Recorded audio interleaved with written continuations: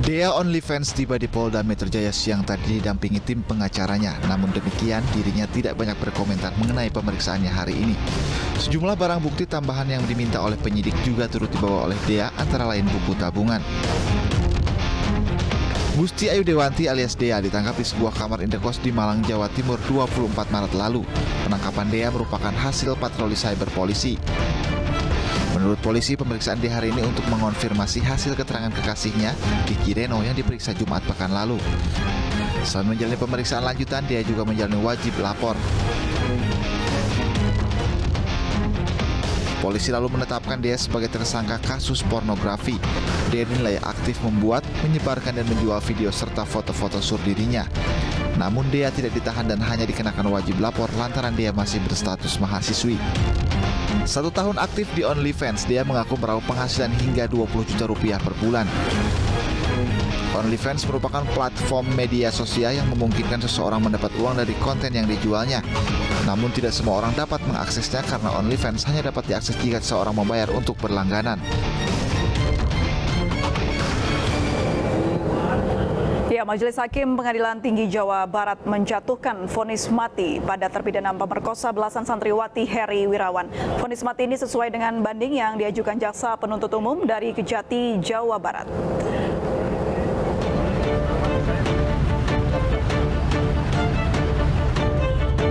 Majelis Hakim Pengadilan Tinggi Jawa Barat membacakan vonis terhadap Heri Wirawan, terpidana pemerkosa belasan santriwati. Dalam vonis hakim yang dibacakan oleh Hakim Ketua Henry Suwantoro, terpidana Heri Wirawan dijatuhi vonis mati. Selain itu, Heri juga diwajibkan membayar restitusi atau ganti rugi kepada korban senilai 300 juta rupiah. Vonis mati ini sesuai dengan banding yang diajukan jaksa penuntut umum dari Kejati, Jawa Barat. Sebelumnya terkuak Heri Wirawan, guru pesantren di Kota Bandung, Jawa Barat, memperkosa 13 santriwati yang ia didik. Pelaku memperkosa para muridnya hingga hamil dan melahirkan. Sejumlah korban bahkan diperkosa pelaku sejak masih di bawah umur. Ya, sudah tepatkah vonis mati bagi terpidana pemerkosa santriwati Heri Wirawan? Kita bahas bersama Dia Kurnia Sari Gunawan, Ketua P2TP2A Kabupaten Garut, Jawa Barat. Selamat sore, Ibu Dia. Selamat sore, Mbak. Baik, Ibu Dia, apakah vonis mati dan juga kewajiban ganti rugi sebesar 300 juta ini sudah cukup untuk mengcover kebutuhan dari 13 korban? Ya, kalau soal hukuman mati ini kami merasa sangat senang karena saya juga sebagai Ketua P2 ini saya mempunyai grup WA bersama anak-anak. Tadi siang saya memberitahu bahwa hukuman mati telah diberikan kepada Heri. Mereka mengucapkan alhamdulillah, mereka sangat senang bahwa dia mendapat hukuman mati, Mbak. Baik. Untuk bagaimana kewajiban 300 juta tersebut, Ibu, untuk diberikan kepada 13 korban, apakah sudah cukup? Kalau saya rasa uang itu tidak bisa dinilai ya. Saya rasa sangat kecil dengan apa yang dialami oleh anak-anak. Tapi mereka dengan hukuman mati pun mereka sudah sangat bersyukur bahwa keadilan sudah mereka dapat. Ini efek jera bagi para pelaku di kemudian hari nantinya pastinya, Mbak. Baik, selain vonis hukuman mati juga kewajiban membayar ganti rugi. Rehabilitasi kepada 13 korban seperti apa, Ibu, ke depannya? Ini khususnya untuk anak-anak Garut, karena saya P2TP2 Kabupaten Garut, kami mempunyai 10 anak korban dari Heri. Ini sekarang anak-anak sudah alhamdulillah hidup normal. Mereka sedang kejar paket, karena mereka selama di sana tidak pernah mempunyai ijazah.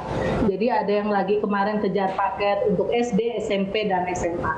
Ini sedang mereka belajar secara rutin seminggu 2 kali. Dan kemarin baru selesai ujian. Mungkin setelah itu, setelah mereka mendapat ijazah SMA, kami akan menawarkan khususnya pemerintah Kabupaten Garut untuk mereka akan melanjutkan sekolah atau mereka akan bekerja. Kami akan mencarikan lowongan kerja ataupun sekolah yang akan mereka inginkan nanti. Atas kejadian ini, Ibu, apakah ada dampak pada pesantren masih dibuka hingga saat ini? Mungkin kalau pesantren sudah ditutup dari awal kejadian, itu pesantren sudah ditutup, itu sudah tidak beroperasi lagi karena anak-anak pun sudah kembali kepada rumah masing-masing. Selain dari kebutuhan belajar yang dibutuhkan oleh ke-13 santri tersebut, apalagi kebutuhan yang perlu didapatkan oleh ke-13 korban? Nah, kami dari pemerintah daerah pun sudah membuat akte kelahiran bagi anak-anak dan juga sudah memberikan KAI, kartu identitas anak, KIA, maaf. Nah, itu sudah kami berikan dari pemerintah Kabupaten Garut. Baik, kalau kondisi psikologis korban seperti apa Ibu saat ini? Aduh, alhamdulillah anak-anak sudah, insya Allah mereka sudah akan menatap masa depan. Saya juga kemarin sebelum Lebaran saya bertemu dengan anak-anak. Kami kalau istilah bahasa Sunda itu munggahan, jadi kami berkumpul. Saya mendengar keluh kesah anak, mereka sangat sudah ceria, insya Allah. Karena mereka sudah merasa aman. Ada respon atau harapan mungkin dari 13 korban Ibu terkait vonis dari hakim dan juga keputusan yang diberikan oleh hakim? Mereka ingin hidup normal, mereka ingin identitas mereka tidak dibuka di kemudian hari, mereka ingin masa depan mereka itu cerah, tidak ada diganggu oleh masalah-masalah di kemudian hari. Baik, kita doakan bersama agar ke-13 korban bisa hidup dengan sedia kala dan bisa beraktivitas dengan normal. Terima kasih Ibu Diah Kurniasari sudah bergabung bersama kami. Selamat sore Ibu. Selamat sore. Ya, pemirsa, polisi menetapkan Brian Edgar Nababan sebagai tersangka baru dalam kasus investasi ilegal Binomo. Manajer development Binomo yang pernah kuliah di Rusia ini berperan merekrut influencer Indonesia untuk menjadi afiliator seperti Indra Kents. Brian Edgar Nababan merupakan tersangka kedua dalam kasus Binomo setelah Indra Kents. Dirinya ditangkap pada 31 Maret lalu di sebuah villa di Seminyak, Bali. Menurut polisi, tersangka merupakan manajer Binomo yang bertugas menawarkan influencer Indonesia untuk menjadi afiliator dengan iming-iming keuntungan melalui sistem bagi hasil.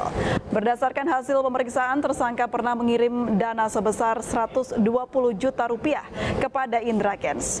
Tersangka diketahui pernah kuliah di Rusia sejak 2014. Keterlibatan tersangka BEN yaitu selaku pencari afiliator dan juga mengirimkan uang aliran dana, ya, dilihat dari aliran dana yang bersangkutan mengirimkan sejumlah uang ke tersangka Ika selaku partner Binomo. Ibu rumah tangga di Kecamatan Toboali, Kabupaten Bangka Selatan ditangkap polisi lantaran diduga menjadi bandar arisan bodong. Kami kembali usai jeda berikut ini.